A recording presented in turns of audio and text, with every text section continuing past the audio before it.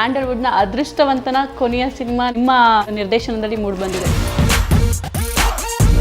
ಯಾವುದೇ cinema hit ಆದ್ರೂ ಅವರೇ ಕಾಲ್ ಮಾಡಿ ವಿಶ್ ಮಾಡ್ತಾರೆ. ಈ ಸಿನಿಮಾನ ಅವ್ರಿಗೆ ಅಪ್ರೋಚ್ ಮಾಡ್ಬೇಕಂತ ಯಾಕೆ ಅನ್ನಿಸ್ತು ಸರ್? ಖುಷಿ ಮೇಡಮ್, ಅವ್ರು ಯಾವಾಗಲೂ ಒಂದು ಪಾಸಿಟಿವ್ ಎನರ್ಜಿ. ರಾಘಣ್ಣವರು ಅಷ್ಟೇ. ಅಂದರೆ 2014ರಿಂದ ಅವರು ನಿಮ್ಮ ಜೊತೆ ಒಡನಾಟದಲ್ಲಿದ್ದರು.